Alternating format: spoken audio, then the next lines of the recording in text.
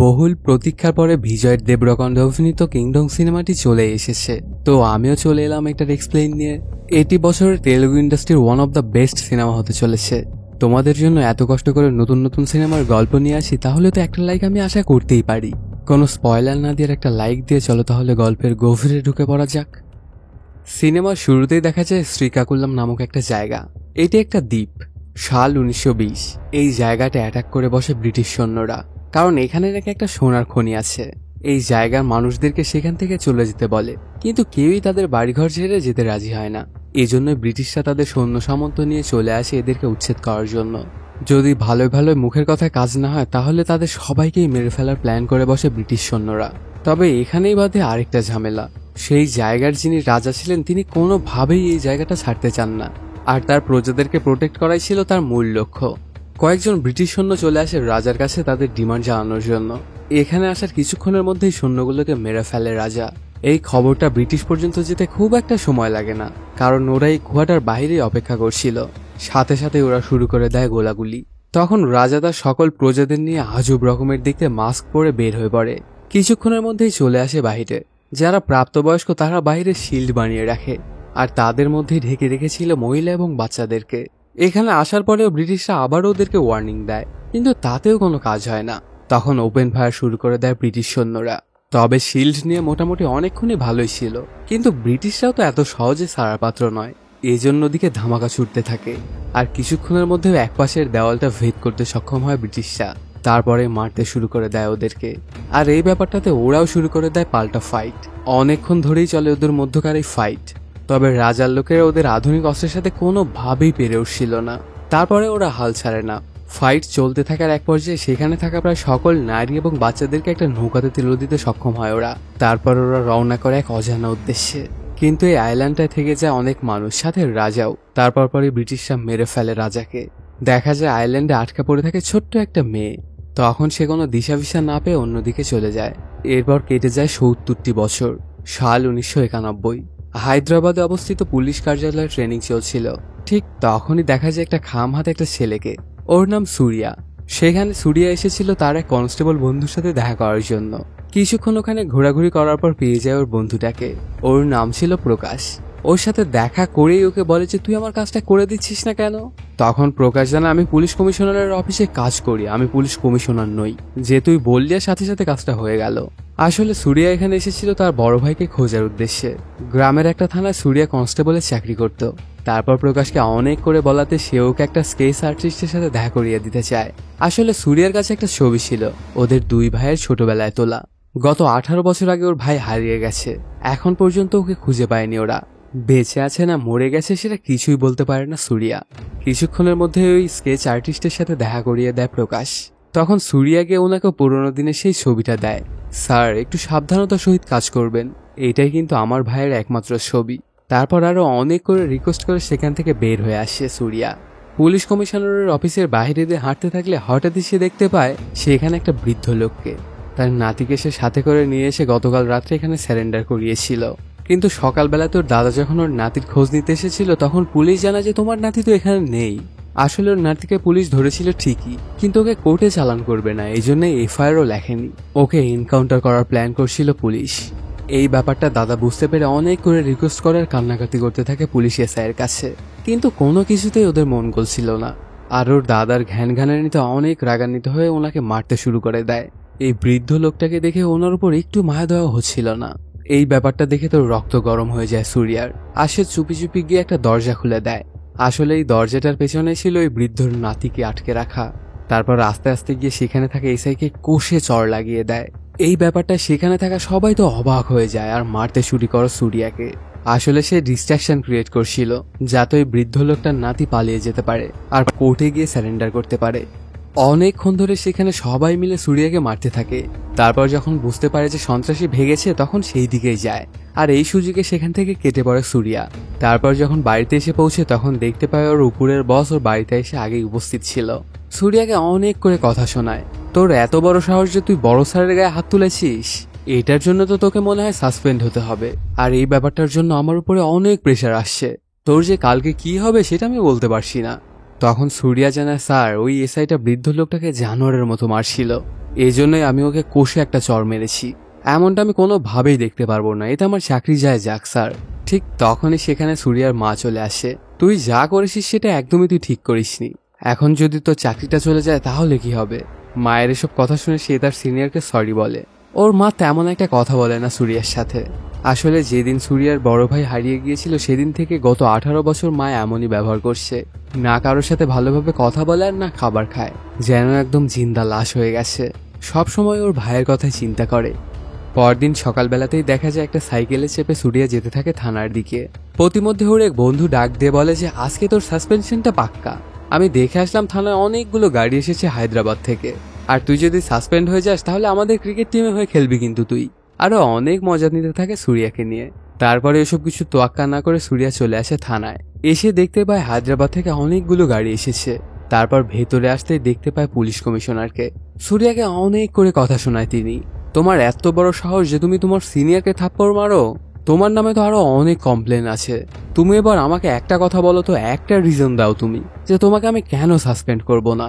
তখন সুরিয়া বলে, স্যার আমি জানি আপনি আমাকে সাসপেন্ড করতে পারবেন না, কারণ আমার জন্য যে কয়েদিটা পালিয়েছে ওকে তো আপনারা অ্যারেস্ট করেননি, কারণ ওর তো কোনো এফআইআর নাই স্যার। তো যদি আমার নামে কেস করেন তাহলে করতে পারেন, কিন্তু সেটা করতে হবে যে আমি কেন আমার সিনিয়রকে থাপ্পড় মেরেছি। তারপর কেসটা যখন কোর্টে উঠবে তখন তো আমাকে বলতে হবে যে আমি কেন ওনাকে থাপ্পড় মেরেছি। আর যখন জাজ জানতে পারবে যে আপনারা এনকাউন্টার করার জন্য ওকে ধরে রেখেছিলেন, তখন আপনার তো অবস্থা তো খুব একটা ভালো হবে না স্যার, কারণ আপনার উপর আগে থেকেই 3টা অবৈধ এনকাউন্টারের কেস চলছে। তো আপনি তো আমাকে সাসপেন্ড করতে পারবেন না স্যার। ওর মুখে এমন কথা শুনে থমকে যায় কমিশনার। তারপর পরই দেখা যায় একজন পাশেই বসেছিল, ওনার নাম জেপি। আসলে সুরিয়ার সাহসিকতা এবং বুদ্ধিমত্তা দেখে অনেক ইমপ্রেসড হয়ে গিয়েছিল জেপি।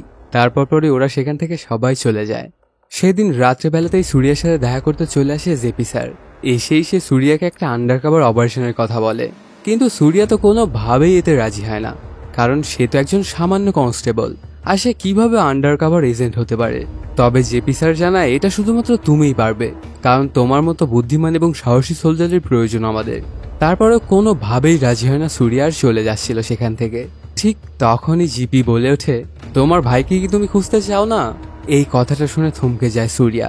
তারপর জেপি বলে, তুমি যদি এই মিশনটায় যাও তাহলে শুধুমাত্র তোমার ভাইকে তুমি খুঁজে পাবে, আর তা না হলে কোনো দিনও তুমি তোমার ভাইকে খুঁজে পাবে না।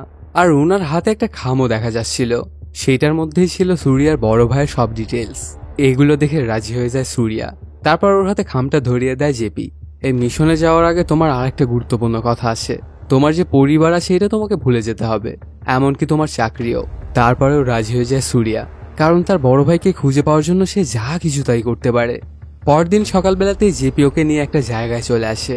এখানেই সুরিয়ার ট্রেনিং শুরু হয়। শ্রীলঙ্কাতে জাপনা পোর্ট নামে একটা পোর্ট আছে। ইন্টেলিজেন্সের খবর অনুযায়ী জানা গেছে হংকং থেকে সেখানে একটা কনসাইনমেন্ট আসবে, একটা পুরো কন্টেইনার ভরা থাকবে গোলা বারুদ। সেটা যদি সন্ত্রাসীদের হাতে পৌঁছে যায় তাহলে অনেক বড় একটা ন্যাশনাল লেভেলের থ্রেট হয়ে যাবে, কারণ আমাদের আগের প্রাইম মিনিস্টারকে এভাবেই মারা হয়েছিল। আর সেই পোর্টে হওয়া সকল কালোধনরা নিয়ন্ত্রণ করে শ্রীলঙ্কান কার্টেল, আর সেটার লিডে আছে সার্বানান্দ আডিয়াপ্পা ও তার ছেলে মুরগান।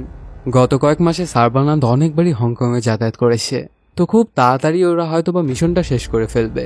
সেই কনসাইনমেন্টটা আসে পানিপথে, আর সেখান থেকে সেটা ডাঙায় নিয়ে আসে তেলেগু মৎস্যজীবী। এটা শুনে সবাই তো হতবাক হয়ে যায়, শ্রীলঙ্কায় আবার কিভাবে তেলেগু মৎস্যজীবী আসলো? তখন জেপি জানায় 1920 সালে শ্রীকাকুলামে ব্রিটিশরা তাণ্ডব চালিয়েছিল। তখন সেখান থেকে কিছু মহিলা এবং বাচ্চা পালিয়ে গিয়েছিল এবং আশ্রয় নিয়েছিল শ্রীলঙ্কায়। সেখানে একটা দ্বীপে ওরা থাকতে শুরু করে। এর মধ্যে ওরা অনেকবারই দেশে ফিরে আসার চেষ্টা করেছে, কিন্তু আমাদের সরকার আর ওদেরকে কখনোই অ্যাকসেপ্ট করেনি। এভাবে চলতে থাকলে কিছুদিনের মধ্যেই শ্রীলঙ্কায় লেগে যায় গৃহযুদ্ধ, আর এতে সেখানকার লোকালরা ওদেরকে অনেক অত্যাচার করতে শুরু করে। আর এই ব্যাপারটার ফায়দা ওঠায় আরিয়াপ্পা। তোদেরকে তো তোদের নিজের দেশই নিচ্ছে না, এখন তোরা যদি এখানে ভালোভাবে বেঁচে থাকতে চাস তাহলে আমি যেটা বলবো সেটা করতে হবে, না হলে এখানকার লোকালরা কিন্তু তোদেরকে ছিঁড়ে খাবে। আর অন্য কোনো উপায় না থাকায় ওরাও অরিয়াপ্পার কথায় রাজি হয়ে যায়, আর ওদের সকল কালোধান্দা লেভারি করতে শুরু করে।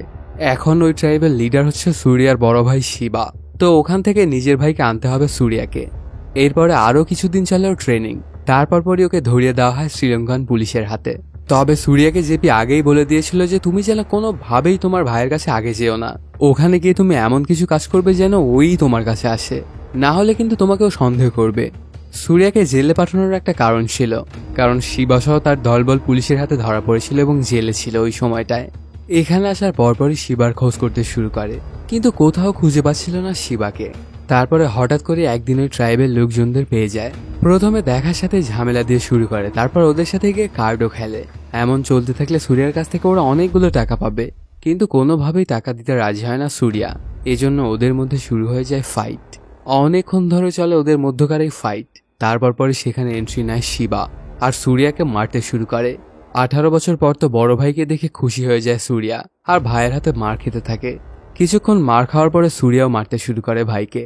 ওদের দেখে তো এমন মনে হচ্ছিল যেন বাঘা সিংহে লড়াই, কেউই যেন কারো চাইতে কম নয়। মারামারির এক পর্যায়ে শিবা সুরিয়ার পেটের মধ্যে একটা চাকু ঢুকিয়ে দেয়।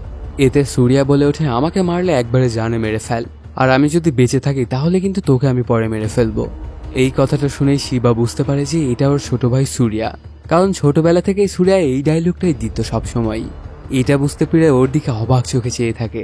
কিছুক্ষণের মধ্যে সেখানে চলে আসে পুলিশ এবং সবাইকে থামায়। সন্ধ্যাবেলাতেই নিজের পাওয়ার খাটিয়ে শিবা তার ছোট ভাই সুরিয়াকে ডাকিয়ে নেয় তার কাছে, কিন্তু সুরিয়া কোনোভাবে ওর সাথে কথা বলতে চায় না। তারপরে ও অনেক করে রিকোয়েস্ট করার পরে কথা বলে। আসলে সুরিয়ার রাগও জায়েজ, কারণ গত 18 বছর জীবিতই ছিল শিবা, কিন্তু সে একবারের জন্য আসেনি তাদের কাছে। তবে শিবা বলে, আমারও একটা কারণ ছিল যে কারণে আমি আসতে পারিনি তোদের কাছে, কিন্তু ওর কোনো কথাই শুনতে চাইছিল না সুরিয়া। এভাবেই কেটে যায় অনেকক্ষণ। তারপর এক পর্যায়ে দুজনের আবারও মিল হয়ে যায়। তখন সুরিয়া ওর ভাইয়ের সাথেই থাকতে চায়, কিন্তু ওকে কোনোভাবেই নিজের কাছে রাখতে চায় না শিবা, কারণ ওর জীবনে কোনো গ্যারান্টি নেই, আর সে যেখানে থাকে ওখানে জীবন মানেই বিপজ্জনক। তখন সুরিয়াকে তার মায়ের কাছে চলে যেতে বলে এবং তার দেখাশোনা করতে বলে, কিন্তু শিবাকে অবাক করে দিয়ে সুরিয়া জানায়, গত 2 বছর আগে মারা গেছে মা, আর এখন আমার আপন বলতে শুধু তুই আছিস। এখন তুইও যদি আমার সাথে এমন করিস তাহলে আমার পৃথিবীতে আর কেউই আপন রইল না।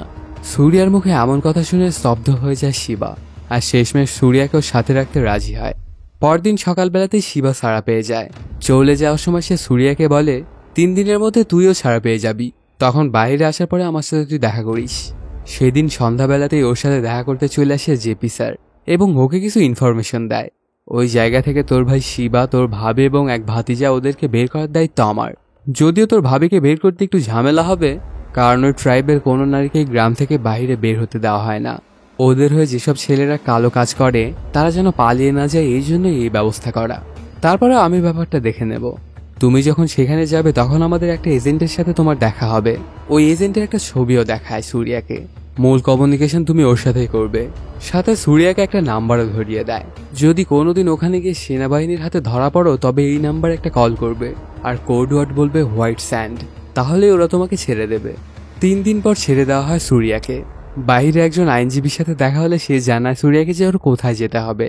তারপর সেখানে আসতে একজনের সাথে দেখা হয়ে যায় সুরিয়ার। ওই লোকটাই সুরিয়াকে নিয়ে চলে আসে দ্বীপে। সেখানে আসতেই সুরিয়া খেয়াল করে দেখে একটা নৌকার উপরে একটা গর্ভবতী মহিলা বাচ্চা প্রসব করছে, আর সেখানে যে ডাক্তারটি ছিল তিনিই হলো জেপির বলা সেই এজেন্ট। কিছুক্ষণের মধ্যে ওই জায়গায় চলে আসে মর্গান। তখন তাকে ডাক্তার বলে যে মহিলাটার খুব বাজে অবস্থা, ওনাকে হাসপাতালে নিয়ে যেতে হবে যত তাড়াতাড়ি সম্ভব। কিন্তু কোনোভাবেই রাজি হয় না মর্গান। তুমি কি এই ব্যাপারটা জানো না যে এই ট্রাইবের কোনো মহিলা এই গ্রাম থেকে বাইরে পা রাখতে পারবে না? বাঁচুক মরুক এখানেই যা করার করো, হাসপাতালে নিয়ে যাওয়া কোনোভাবেই পসিবল না। তখন ডাক্তারটি ওর উপর অনেক রেগে যায়। তারপরেও সেখানে একটা কাপড় টানিয়ে দিয়ে শুরু করে দেয় কাজ। কিছুক্ষণের মধ্যে একটা ছেলে সন্তানের জন্ম দেয় মহিলাটা। তখন সেই ছেলেটাকে নিয়ে হাসপাতালে যেতে চায় ডাক্তার। এবার আর না করে না মর্গান। যাওয়ার সময় সুরিয়ার পেটে আঘাতের একটা চিহ্ন দেখতে পায় সে। তখন ওকে হাসপাতালে গিয়ে দেখা করে আসতে বলে, না হলে ওই কাটা থেকে হয়তো বা ইনফেকশন হয়ে যেতে পারে। তারপর পরে সেই গ্রামটার মধ্যে চলে আসে সুরিয়া। দেখতে পায় এখানে মানুষদের খুব বাজে অবস্থা। আসলে এই জায়গাতে ওদেরকে বন্দী হিসেবে রাখা হতো, ওদের নিজের ফ্রিডম বলতে কিছুই ছিল না। তারপর গ্রামের মধ্যে ঘুরতে ঘুরতে সদ্য বাচ্চা জন্ম দেওয়া মেয়েটার সাথে দেখা হয়ে যায় ওর। তিনি অনেক দুঃখ করে জানায়, আমি আমার বাচ্চাটাকে একবার দেখতেও পারলাম না, আর আমি তো হাসপাতালেও যেতে পারবো না। মেয়েটার মুখে ওসব কথা শুনে অনেক ইমোশনাল হয়ে যায় সুরিয়া। তবে ওরও তো করার কিছুই নেই। তারপর পরে ওর দেখা হয়ে যায় শিবার সাথে। তখন শিবা ওকে নিয়ে চলে আসে গ্রামের প্রধানের কাছে দেখা করিয়ে দেওয়ার জন্য। তখন প্রধান বলে, তোমার ছোট ভাই হোক আর যাই হোক, ও এখানে থাক, তাতে কোনো সমস্যা নেই, কিন্তু ও কখনো আমাদের মধ্যে একজন হতে পারবে না। তারপর সেখান থেকে কথাবার্তা শেষ করে শিবার বাড়িতে চলে আসে সুরিয়া। প্রথমবারের মতো দেখতে পায় ওর ভাবি এবং ভাতিজাকে। পিচিটার নামও রাখা হয়েছিল সুরিয়াই। তারপরে ভাবির সাথে অনেক গল্পগুজব করে সুরিয়া। ভাবি জানা ছোটবেলায় যখন শিবাই গ্রামটা এসেছিল তখন সবসময় কান্না করতো তোমার কথা বলে। এখন হয়তো সে কান্না করে না, কিন্তু সবসময় তোমার কথা চিন্তা করে। ভাবির মুখে এসব কথা শুনে তো সুরিয়ার জানই ঠান্ডা হয়ে যায়। তারপরে ঘোরাঘুরি করতে থাকলে জানতে পারে আগামীকালকে একটা সোনার কনসাইনমেন্ট আছে সার্লি ডপ নামে একটা জায়গায়। সেদিন বিকেলবেলাতেই সুরিয়া চলে আসে হাসপাতালে। তখন ডাক্তার ওর পেটটা সেলাই করে দেয়। দুজনের মধ্যে অনেকক্ষণই কথাবার্তা হয়। তারপর সুরিয়া ওকে বলে চার্লি পয়েন্টের কথা। তখন মেয়েটা সুরিয়াকে জানায় এখানে থাকবা খুব ভালো কথা, কিন্তু এখানে কাউকে খুব একটা বেশি বিশ্বাস করবে না। এখানে কোনো মানুষই কিন্তু ভালো না, এমনকি আমিও। সেখান থেকে সুরিয়া চলে যাওয়ার পরপরই মেয়েটা কল লাগায় জেপিকে আর সবকিছু খুলে বলে। সাথে সাথেই জেপি কন্ট্রাক্ট করে শ্রীলঙ্কান সেনাবাহিনীকে। পরদিন সকালবেলাতেই গ্রামের অনেকজন মিলে কয়েকটা বোট নিয়ে বেরিয়ে পড়ে চার্লি পয়েন্টের উদ্দেশ্যে। এদের মধ্যে সুরিয়া এবং শিবাও ছিল, আর অন্য একটা বোটে ছিল মোরগান এবং তার লোকজন। সেখানে আসার পরপরই একজন ডুবুরি পানির ভেতর থেকে একটা বক্স উপরে তুলে আনে। এই পুরো বক্সটা ভর্তি করা ছিল সোনার বার দিয়ে। তবে কিছুক্ষণের মধ্যেই বেঁধে যায় বিপত্তি। সেখানে চলে আসে শ্রীলঙ্কান সেনাবাহিনী আর তাড়া করে ওদেরকে। ওরা তো সোনার বক্সটা ধরে নিয়েই পালাতে শুরু করে, কিন্তু সেটা যে বোটে তুলে নেবে এটারও সময় পায় না। এই বক্সটা ধরেছিল সুরিয়া। দুই দলের মধ্যে অনেক গোলাগুলি হয়, এতে কিছু মানুষ আহতও হয়।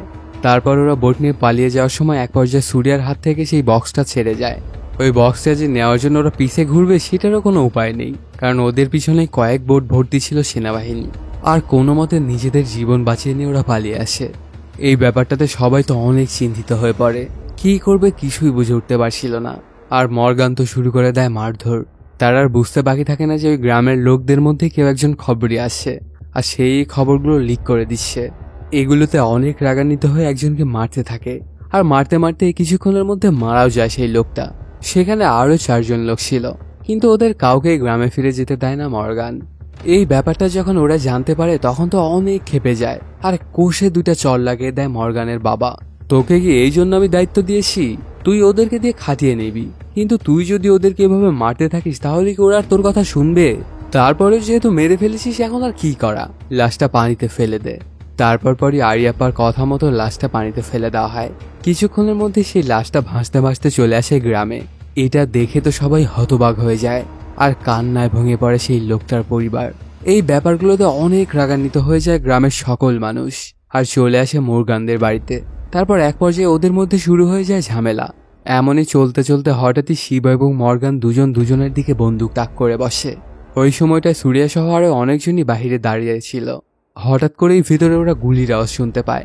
তারপর তাড়াহুড়ো করে ভেতরে এসে দেখতে পায় শিবা এবং মর্গান একে অপরের দিকে বন্দুক তাক করে আছে। কিছুক্ষণের মধ্যে সেখানে চলে আসে মর্গানের বাবা অরিয়াপ্পা। তোরা যে কাজটা করেছিস তোরা কি বুঝতে পারছিস ওখানে কত টাকা সোনা আছে? আর যতক্ষণ না বের হচ্ছে যে কে এই খবরটা দিয়েছে ততক্ষণ পর্যন্ত তোরা কেউই এখান থেকে যেতে পারবি না। আর যখন জানতে পারা যাবে যে কে খবর দিয়েছে তাকে মরতে হবে। ওদের কথাবার্তা চলতে থাকলে হঠাৎ করেই সেখানে বলে ওঠে সুরিয়া, আচ্ছা আমরা যদি ওই সোনাটাই আপনাদেরকে এনে ধরিয়ে দিই তাহলে তখন তো আমাদের সবাইকে ছেড়ে দেবেন নাকি? এটা শুনে সেই কার্টেলে থাকা সবাই রাজি হয়ে যায়। তুমি যদি সোনাটা আমাদের কাছে এনে দিতে পারো তাহলে এখানে সবাইকেই ছেড়ে দেব। আর ওরা এটাও বিশ্বাস করে যে সেনাবাহিনীর ব্যারাক থেকে কোনোভাবেই সোনাটা আনা পসিবল না। তারপরে সুরিয়ার কনফিডেন্স দেখে ওরা রাজি হয়েছিল। ওরা যখন রাজি হয়ে যায় তখন সুরিয়া আরেকটা ডিমান্ড করে বসে। গতদিন যে মহিলাটা বাচ্চা জন্ম দিয়েছিল তার বাচ্চা হাসপাতালে আছে। সেই মহিলাটা একবারও তার বাচ্চাটাকে এখনো দেখতে পারেনি। যদি আমরা সোনাটা এনে দিতে পারি তাহলে ওই মাকে তার ছেলেকে দেখার জন্য গ্রাম থেকে বের হওয়ার পারমিশন দিতে হবে। সুরিয়ার মুখে এমন কথা শুনে সেখানে থাকা সবাই হকচকিয়ে যায়। এটা শুনে তো অনেক রাগান্বিত হয়ে যায় মর্গান। তুই কি জানিস না ওই গ্রামের কি নিয়ম? ওই ট্রাইবের কোনো মহিলাই গ্রাম থেকে বাইরে পা দিতে পারবে না, আর এটা ভাঙার ক্ষমতা কারও নেই। কিন্তু কার্টেলের সবাই আস্তে আস্তে রাজি হতে থাকে সুরিয়ার ডিমান্ডের জন্য। এক পর্যায়ে শুধুমাত্র মর্গান বাদ দিয়ে সবাই সুরিয়ার সাথে একমত হয়। এখান থেকে ওই ডিলটা করে নিয়েই চলে আসে গ্রামে। গ্রামে আসার পরপরই সবাই সুরিয়ার ওপর অনেক ক্ষেপে যায়, কারণ সে যে কথাটা বলেছে সেটা কোনোভাবেই পসিবল না। এমনকি কেউ কেউ তো সুরিয়াকে মারতেও যায়। তবে সবাইকে থামায় শিবা আর বলে সুরিয়া তো একটা প্ল্যান করেছে, অন্তত তোমরা কে কি করেছো? কারো মুখে কোনো কথাই নেই। তারপরে সবাই যখন বুঝতে পারে যে সুরিয়া তো ভালো একটা প্ল্যানই করেছে তখন সবাই ওর প্ল্যানের সাথে যুক্ত হয়ে যায়। সবাই মিলে চেষ্টা করলে হয়তোবা কাজটা পসিবল হলেও হতে পারে। ওদের হাতে সময় আছে মাত্র 3 দিন। তারপর সেই ব্যারাক থেকে বড় ক্যান্টনমেন্টে স্থানান্তর করা হবে সোনাগুলো। তো যা করার এই 3 দিনের মধ্যেই করতে হবে ওদেরকে। সেদিন থেকেই সুরিয়া আর্মিদেরকে পর্যবেক্ষণ করতে শুরু করে দেয়। এভাবেই কেটে যায় 3 দিন। ওরা 2টা আর্মি জিপও ম্যানেজ করে ফেলে, আর যা যা প্রয়োজন সবকিছুই ম্যানেজ করে, সাথে সুন্দর একটা প্ল্যানও বানিয়ে ফেলে। যখনই ব্যারাক থেকে সোনাটা বের হবে তারপর পরই শুরু হয়ে যাবে ওদের মিশন। ওদের ট্রান্সফার রুটের মধ্যে একটা জঙ্গল পড়বে, আর সেখানেই কাজটা করতে হবে সুরিয়াদের, কারণ জঙ্গলটা পার হলেই শহর। আর একবার যদি শহরে গাড়ি চলে যায় তাহলে কোনোভাবেই সোনাটা চুরি করতে পারবে না ওরা। কিছুক্ষণের মধ্যেই সোলজাররা বেরিয়ে পড়ে তাদের জিপগুলো নিয়ে, আর এরা ওদেরকে ফলো করতে শুরু করে। যেতে যেতে হঠাৎ করেই তারা তাদের প্ল্যান অনুযায়ী বাইকে থাকা একজন সোলজারকে কাট করে ফেলে, আর সেখানে চলে যায় সুরিয়া। কিছুক্ষণের মধ্যেই সেখানে হাতির সাহায্য নিয়ে ওরা মেন জিপ বাদে বাকি সবগুলোকে আটকে ফেলে। ওদের হাতে খুব একটা সময় না থাকার জন্য খুব তাড়াতাড়ি ওরা কাজ করছিল। মেইন জিপে থাকা সকল সোলজারকে ওরা বেঁধে ফেলে, আর সেটার কন্টেনারে থাকা তালাটা ভাঙে। তারপর সেখান থেকে বের করে ফেলে সোনার ওই বাক্সটা। ততক্ষণে সেখানে বাকি জিপগুলো চলে আসে, আর ওদেরকেও ধাওয়া করতে শুরু করে দেয়। এই গাড়িটার মধ্যে ছিল সুরিয়া আর শিবা। অনেকক্ষণ ধরেই ওদেরকে তাড়া করতে থাকে সোলজাররা। তারপর এক পর্যায়ে ওরা দুজনে গাড়ি নিয়ে অনেকটাই সামনে চলে আসে। দেখা যায় সামনে একটা কন্টেনার খুলে যায়, আর সেটার মধ্যেই সুরিয়া গাড়িটা ঢুকিয়ে দেয়। সোলজাররা ওই দিক দিয়ে যায়, কিন্তু একবারের জন্য বুঝতে পারে না যে সুরিয়া এই গাড়ির মধ্যেই রয়েছে। এখন খুব সাধারণভাবে ওরা যাত্রা করতে থাকে। প্রতিমধ্যেই দেখা যায় একটা জায়গায় আর্মি চেকপোস্ট বসানো হয়েছে। সব গাড়িগুলোকে ওরা চেক করছিল। এতে ওদের আর বুঝতে বাকি থাকে না যে হয়তোবা কেউ টিপ দিয়েছে, এজন্য এই জায়গায় চেক করছে আর্মিরা, কারণ এর আগে কোনো দিনও এই জায়গায় চেকপোস্ট বসেনি। ওরা 2 ভাই বাদে গাড়িতে থাকা সবাই নেমে যায়। তারপর পরে সুরিয়াকেও গাড়ি থেকে নেমে যেতে বলে শিবা। ওর পিছে পিছে সেও আসবে, কিন্তু কোনোভাবেই শিবার কথা বিশ্বাস করে না সুরিয়া, কারণ এর আগের বারও শিবা ওই কথা বলেই পালিয়েছিল। কিন্তু 18 বছর হয়ে যাওয়ার পরেও সে নিজে থেকে আর আসেনি। এই জন্য এবারও সুরিয়া কোনোভাবেই শিবাকে ছাড়বে না। এভাবে তর্কাতর্কি করতে করতেই কেটে যায় অনেকক্ষণ। সামনে প্রায় সকল গাড়ি চেকিং শেষ। এখন সুরিয়াদের গাড়ির পালা, কিন্তু ওরা গাড়িটা একটুও আগায়নি। এতে ওদের গাড়িটা অনেক দূরেই পড়ে আছে। এই ব্যাপারটায় সোলজাররা বুঝতে পারে যে কোনো একটা ঝামেলা তো রয়েছে, আর ওদেরকে ওয়ার্নিং দেয়, কিন্তু কোনো কথাই শুনছিল না ওরা দুজন। তারপর সেখানে একটা ওয়ার্নিং শটও দেয়। এবার ওদের আর বুঝতে বাকি থাকে না যে ওরা ফেসে গেছে। তখন গাড়িটা দ্রুত গতিতে আগাতে থাকে সুরিয়া, আর আর্মিরা ওদের দিকে গুলি করেই যাচ্ছিল। ওদের থামাথামির কোনো নামগন্ধই নেই। এমন করতে করতে এক পর্যায়ে দুজনই গাড়ি থেকে নেমে পড়ে। শিবা সেখানে থাকা এক সোলজারকে ধরে ফেলে, আর সুরিয়াকে পালিয়ে যেতে বলে, কিন্তু পালায় না সুরিয়া, আর একটা পুলিশের শিল্ড নিয়ে আগাতে থাকে। এদিকে সেনাবাহিনী ওর উপরে গুলি চালিয়েই যাচ্ছিল। অনেকক্ষণ ধরেই চলে এমনটা। হঠাৎ করে সুরিয়া খেয়াল করে দেখে সামনেই একটা টেলিফোন লাইন। তখন একটা স্মোক পেরে যায় সেই টেলিফোন লাইনটার কাছে, আর গিয়ে কল দেয় ওই নাম্বারটাতে, যে নাম্বারটা জেপিওকে দিয়েছিল ইমার্জেন্সির জন্য। সেখানে কল লাগার পরপরই সে কোডওয়ার্ডটা বলে হোয়াইট স্যান্ড। কিছুক্ষণের মধ্যেই গোলাগুলি বন্ধ হয়ে যায়। তখন সেখানে থাকা আর্মি জেনারেল সকল সোলজারকে গুলি করতে বারণ করে। তারপর আস্তে আস্তে সুরিয়া যায় শিবার কাছে। তখন জেনারেল বলে যে ওরা ইন্ডিয়ান সোলজার, ওদেরকে ছেড়ে দাও। এই কথাটা যখন শিবা শুনতে পায় তখন যেন সে আকাশ থেকে পড়ে। ওর পুরো দুনিয়াই যেন ওলটপালট হয়ে যায়। কি করবে সে কিছুই বুঝে উঠতে পারছিল না। তারপরে সেখান থেকে গাড়িটা নিয়ে চলে আসে মর্গানের বাড়িতে, আর সোনার বক্সটা ফিরিয়ে দেয় কর্টেলদের। তখন ওদের এগ্রিমেন্ট অনুযায়ী ওদের আর কিছুই বলা হবে না, ছেড়ে দেওয়া হবে। সাথে সদ্য বাচ্চা জন্ম দেওয়া মহিলাটিকেও গ্রাম থেকে বাইরে যাওয়ার পারমিশন দেওয়া হয়, আর ওকে গ্রাম থেকে বাইরে বার করবে মর্গান। হয়ও ঠিক তেমনটাই। পুরো গ্রামের মানুষ দেখছিল এই ব্যাপারটা। ওদের যেন ঈদের দিন লেগে গিয়েছিল। এত বছর পরে প্রথমবারের মতো কোনো মহিলাই দ্বীপের বাইরে পা রাখছে। এ যেন নতুন একটা হিস্ট্রি হয়ে গেল। গ্রামের মানুষ তো খুব খুশি হয়ে যায়, আর বুঝতে পারে যে সুরিয়া ওদের জন্য আশীর্বাদ হয়ে এসেছে। তারপর পরে সেই মহিলাটিকে নিয়ে আসা হয় হাসপাতালে। উনার বাচ্চাকে দেখে তো উনি অনেক খুশি হয়ে যায়, আর এটার জন্য অনেক করে ধন্যবাদও জানায় সুরিয়াকে। অন্যদিকে দেখা যায় মর্গানের মন অনেক খারাপ। তারপর পরে সে বাবার কাছে এসে মন খারাপ করে বসে থাকে। তখন বাবা ওকে অনেক করে সান্ত্বনা দেয়। আসলে বাবার কাছে কার্টেলের প্রফিটটাই ছিল মূল ব্যাপার। তার ছেলে যে এত অপমানিত হলে এটা সে কোনো কেয়ারই করে না। এগুলো বলেই সেখান থেকে চলে যায় বাবা। ঠিক তখনই মর্গানের ডান হাত বলে ওঠে, বস আপনি খালি একবার অর্ডার দিয়ে দেখুন, এই বুড়োটাকে পৃথিবী থেকেই সরিয়ে দেব। তখন মর্গান অনেক রাগান্বিত স্বরে বলে ওঠে, তুই ভুলে যাস না যে উনি আমার বাবা। তুই যা বলেছিস একবার তোকে আমি ক্ষমা করে দিলাম, কিন্তু এর পরে যদি তোর মুখ থেকে এমন কথা শুনি তাহলে কিন্তু তোর জিহ্বা টেনে আমি ছিঁড়ে ফেলবো। প্রথমবারের মতো গ্রাম ছেড়ে কোনো মেয়ে বাইরে যেতে পেরেছে। এতে গ্রামে তো উৎসবেরই আমেজ লেগে যায়। সবাই খুব খুশি। চলতে থাকে ওদের এই উৎসব। তার মধ্যেই সুরিয়া শিবাকে বলে, তোকে, ভাবিকে এবং ভাতিজাকে নিয়ে যাব আমি ইন্ডিয়ায়। এখানে তো জীবনের কোনো গ্যারান্টি নেই, আর এখানকার মানুষ যে কখন মারা যাবে তারও কোনো ঠিক নেই। এর জন্য আমাদের সবার জন্য ভালো হবে যে আমরা নিজের দেশে ফিরে যাই। প্লিজ তুই না করিস না। কিন্তু কোনোভাবেই রাজি হয় না শিবা, কারণ এই গ্রামের সবগুলো মানুষ এখন তার পরিবারের মতো। এদেরকে ছেড়ে যদি সে চলে যায় তাহলে এখানে থাকা সবাইকেই মরতে হবে। এটা কোনোভাবেই চায় না শিবা।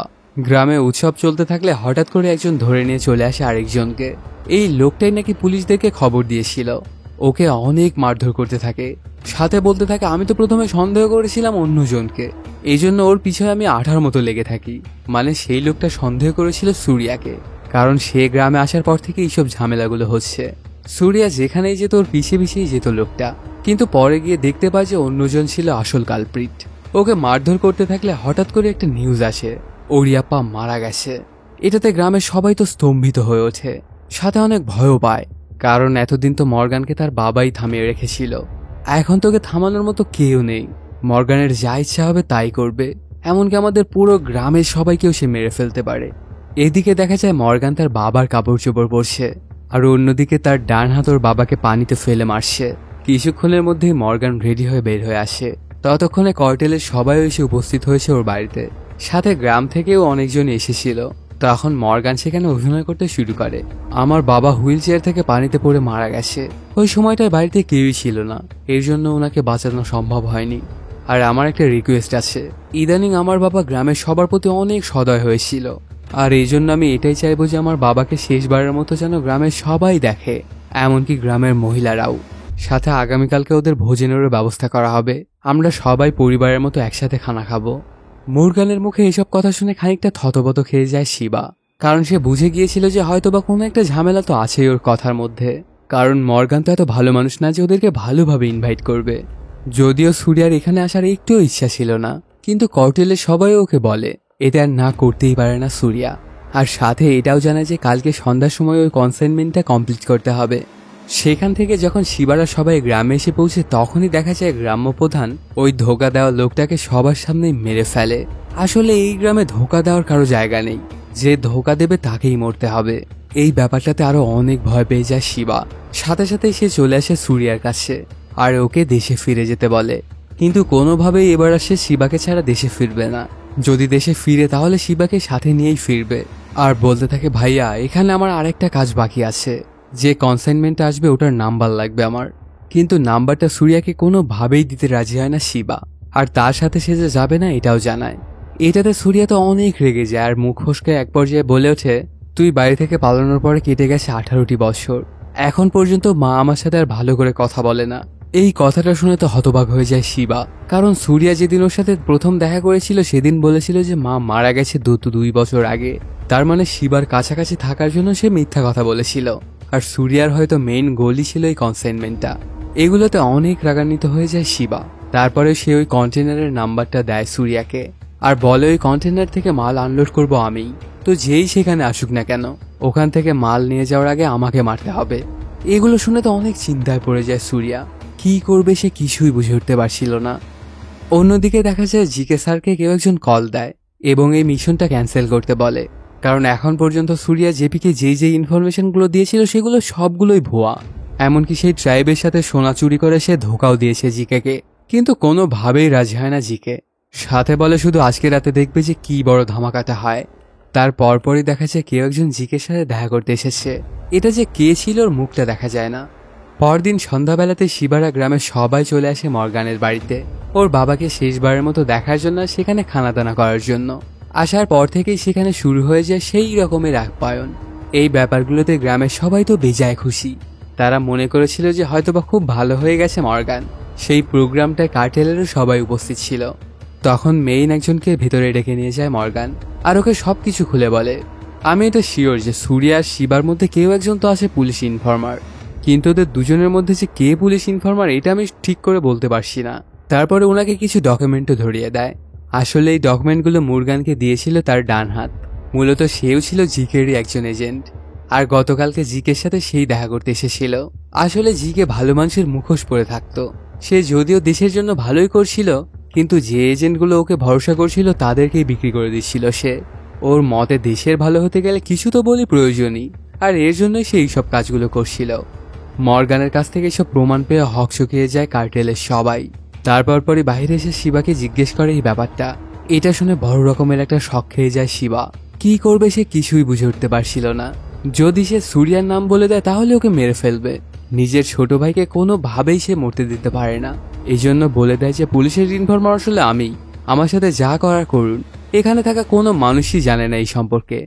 তখন ওকে মেরে ফেলার দণ্ড দেয় কার্টেলের সবাই মিলে। কিন্তু এখানেই মর্গাল তার আসল চাল চালে। ওকে মেরে ফেললে আমার মনে হয় না সবকিছু ঠিক হয়ে যাবে, কারণ আমাদের এই কনসাইনমেন্টের ব্যাপারে সে যে ওর গ্রামের কতজনকে বলে রেখেছে এর তো কোনো ঠিক নেই। এই জন্য তো সবাইকে মরতে হবে। শিবা বারবারই বলছিল যে না, শুধু আমিই জানি, এটার অন্য কেউই জানে না। তারপরে ওর মুখের কথা কোনোভাবেই মানছিল না মর্গান। আর কিছুক্ষণের মধ্যেই কার্টেলের সবাই ভোট দেয় গ্রামের সবাইকে মেরে ফেলার জন্য। প্রথমেই মর্গান পিছন থেকে চাকু চালায় শিবার পিঠে। এতে ধরাশায়ী হয়ে পড়ে শিবা। তারপর মর্গান ওর বাকি লোকদেরকে আদেশ দিয়ে দেয় সবাইকে মেরে ফেলার জন্য। কিছুক্ষণ আগের এই শান্তশিষ্ট উৎসবমুখর পরিবেশটা একদম রক্ত দিয়ে মাখিয়ে যায়। সব দিক থেকেই শুধু মানুষের আহাজারি শব্দ শোনা যাচ্ছিল। সেখানে থাকা অনেক মানুষকেই মেরে ফেলা হয়। এইদিকে চলছিল গ্রামের মানুষকে মারার কাজ। আর অন্যদিকে দেখা যায় সূর্যা চলে আসে ওই ডাক্তার মেয়েটার কাছে। ওকে সে মনের সকল কথা খুলে বলে। তখন ডাক্তার মেয়েটা ওকে এখান থেকে চলে যেতে বলে নিজের দেশে। কিন্তু কোনোভাবেই ওর ভাই শিবাকে ছাড়া সেখান থেকে যাবে না সূর্যা। মেয়েটা অনেক করে বুঝাতে থাকে ওকে। শেষমেশ তো বলেই ফেলে যে তোমার ভাই তো আসলে একটা রাক্ষস, যে নিজের বাবাকে মারতে পেরেছে সে আবার মানুষ হয় কি করে। তখন সেই ডাক্তারকে অবাক করে দিয়ে সূর্যা বলে, আমার বাবাকে আমার বড় ভাই মারেনি, আমার বাবাকে তো মেরেছিলাম আমি, আসল রাক্ষস আমি। আর এতদিন আমাকে বাঁচানোর জন্য আমার ভাই পালিয়েছিল। কাহিনীটা ফ্ল্যাশব্যাকে চলে যায়। দেখা যায় ওদের বাবা ওদের মাকে অনেক মারধর করছিল। তখন ওরা দুই ভাই একটু কথা বলাতে এসে ওদেরও মারতে শুরু করে। শিবাকে বেদম মারছিল ওর বাবা। তবে শিবা ছিল খুবই শান্ত প্রকৃতির একজন ছেলে। এজন্য সে একটা টু শব্দ করছিল না, শুধু মুখ বুজে মার খেয়েই যাচ্ছিল।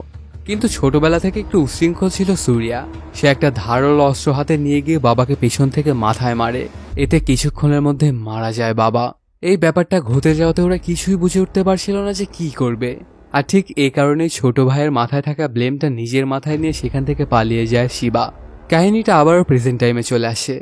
এখান থেকে সূর্যা চলে যেতে থাকে, কিন্তু ওকে থামায় মেয়েটা। আসলে ওদের দুজনের মধ্যে ভালো লাগা তৈরি হয়েছিল। এভাবেই কেটে যায় অনেকক্ষণ। দেখা যায় এক পর্যায়ে মেয়েটার কোলে মাথা রেখে ঘুমিয়ে পড়ে সূর্যা। তারপর যখন ওর ঘুমটা ভাঙে তখন দেখতে পায় মেয়েটা জানালার পাশে দাঁড়িয়ে কিছু একটা দেখছে। মেয়েটার মুখের চাহনি দেখেই সূর্যা বুঝে ফেলে যে কোনো একটা গড়বড় তো আছেই।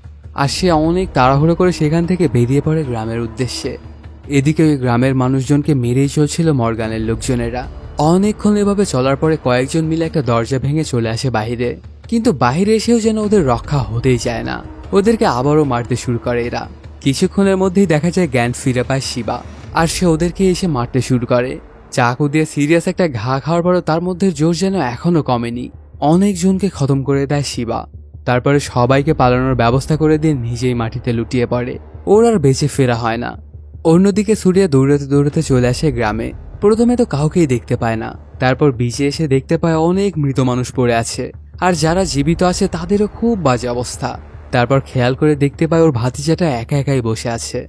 একটু সামনে যেতেই দেখতে পায় ওর ভাবি এবং ভাইয়ের মৃত লাশ। এই ব্যাপারটায় যেন রাগে একদম ফেটেই বসছিল সূর্যা। কি করবে সে কিছুই বুঝে উঠতে পারছিল না। ওর পুরো দুনিয়ায় যেন উলট পালট হয়ে গেল। ওই বীজটাই একটা বড় মাপের নৌকা রাখা ছিল। সেই নৌকার দড়িটা ধরে টানতে শুরু করে দেয় সূর্যা। এই ব্যাপারটা যখন গ্রামের প্রধান দেখতে পায় তখন তার মনে পড়ে যায় তার পণ্ডিত বাবার কথা। আসলে 1920 সালে যখন তাদের উপর আক্রমণ করেছিল ব্রিটিশরা, তখন পালানোর সময় তার বাবা তাকে বলেছিল আমাদের বাঁচাতে আসবে আমাদের একজন রাজা। সে যখন আসবে তখন একটা বড় মাপের নৌকার দড়ি ধরে টানতে থাকবে। আর তার পিঠে থাকবে একটা ট্যাটু। সূর্যার পিঠে ওই ট্যাটুটা দেখতে পায়। এটাতে ওদের আর বুঝতে বাকি থাকে না যে এটাই ওদের রাজা। তারপরে সবাই মিলে যায় ওর কাছে এবং কেউ ধরছিল দড়ি এবং কেউ ঠেলছিল সেটা। কিছুক্ষণের মধ্যে সেই নৌকাটাকে সমুদ্রের পানিতে নিয়ে চলে আসে ওরা। দুঃখের মধ্যেও যেন ওরা একটু স্বস্তির নিঃশ্বাস ফেলে। ওদের রাজা ফিরে এসেছে, এখন ওদের সবকিছুই হবে। তার পরপরই দেখা যায় সেখান থেকে সূর্যা সকল লোকজনকে নিয়ে চলে আসে মর্গানের বাড়িতে। এক এক করে ওর বাইরে থাকা লোকজনকে মারতে শুরু করে। চোখের পলকেই মর্গানের বাড়ির বাইরে থাকা সকল লোকজনকেই মেরে ফেলে সূর্যারা। আসলে গ্রামের লোকদেরকে খাবার খাওয়ানোর কথা বলে ডেকে এনে ওদেরকে হত্যা করেছে এরা। এর জন্য ওরা এক্সট্রা রেগেছিল। বাহিরের সবাইকে মেরে ওরা চলে আসে ঘরের মধ্যে। দেখতে পায় মর্গান একটা কাঁচে ঘেরা রুমের মধ্যে দাঁড়িয়ে আসে। সেদিকেই আগাতে থাকে সূর্যা সহ বাকি সবাই। কিছু দূর যাওয়ার পরেই দেখতে পায় আশপাশ থেকে মর্গানের অনেকগুলো লোক বন্দুক তাক করে ফেলে এদের ওপর, আর এরাও বন্দুক তাক করে ওদের ওপর। আর সুরিয়া যেতে থাকে মর্গানের দিকেই। ওই কাঁচের রুমটার মধ্যে গিয়েই শুরু করে দেয় ফাইট। কেউ যেন কারো চাইতেই কম নয়। ওদের দেখে এমনটা মনে হচ্ছিল যেন বাঘে সিংহের লড়াই, দুজনই সমানে সমান। কিন্তু শেষমেশ মর্গানকে ধর্ষাই করে ফেলে সুরিয়া, আর জানেও মেরে ফেলে। মরার আগ দিয়ে মর্গান বলেওছে, আমি জানতাম যে তুই পুলিশের খবরই, কিন্তু তারপরে আমি ইচ্ছা করেই তোর ভাইকে মেরে ফেলেছি, সাথে গ্রামের অনেক মানুষকেও মেরেছি। এটা শুনে তো অনেক খেপে যায় সুরিয়া, আর ওকে মারতে শুরু করে দেয়। মর্গান মরে যাওয়ার পরে ওকে মারতেই থাকে সুরিয়া, যেন কোনোভাবেই ওর রাগ কমছিল না। ওকে দেখে তো সবাই অনেক আনন্দিত হয় এবং বুঝতে পারে যে তাদের জায়গাটা এবার হয়তো তারা ফিরে পাবে। তারপর সেখান থেকে গ্রামে ফিরে চলে আসে ওরা। ওদের উৎসব যেন শেষই হচ্ছিল না। অন্যদিকে দেখা যায় ওই গ্রামের একজন লোক চলে এসেছে ইন্ডিয়াতে। সে এটা দেখার জন্য এসেছিল যে সুরিয়া আসলে কে এবং সে কি করে। ওর বাড়িতে গিয়ে যেটা দেখে সেটা দেখার জন্য লোকটা একদমই প্রস্তুত ছিল না।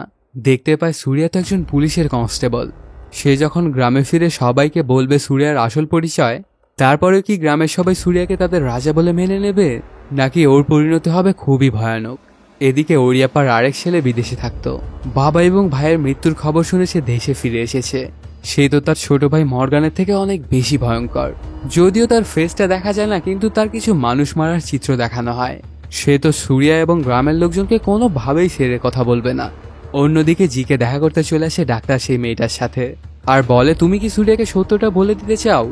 যদি বলো তাহলে ঝামেলায় তোমাকেই পড়তে হবে, কারণ সেদিন তুমিও জানতে যে শিবাকে মেরে ফেলা হবে। তারপরে তুমি সুরিয়াকে কিছুই বলনি, আর ওকে আটকে রেখেছিলে নিজের প্রেমের জালে ফেলে। এই ব্যাপারটা যদি সুরিয়া জানতে পারে তাহলে নিশ্চয়ই সে তোমাকে টুকরো টুকরো করে ফেলবে। এখন তুমি কি করবে সেটা তোমার ব্যাপার। The choice is yours. সিনেমাটাই 3 দিকে আলাদা আলাদা মোড় নেওয়ার মধ্যে দিয়েই শেষ হয়ে যায়। এটার এন্ডিংটা দেখে মনে হচ্ছে যে সিনেমার দ্বিতীয় সিক্যুয়াল তো আসবেই। সেটার জন্য যে আমাদের কতদিন অপেক্ষা করতে হবে তা কে জানে। তো বন্ধুরা, কেমন লাগলো আজকের এই এক্সপ্লেনটি জানাতে কমেন্ট করো। আর যদি এখনো চ্যানেলটি সাবস্ক্রাইব না করে থাকো তাড়াতাড়ি সাবস্ক্রাইব করে নাও। দেখা হচ্ছে নতুন কোনো ভিডিওতে। Till then, সায়োনারা।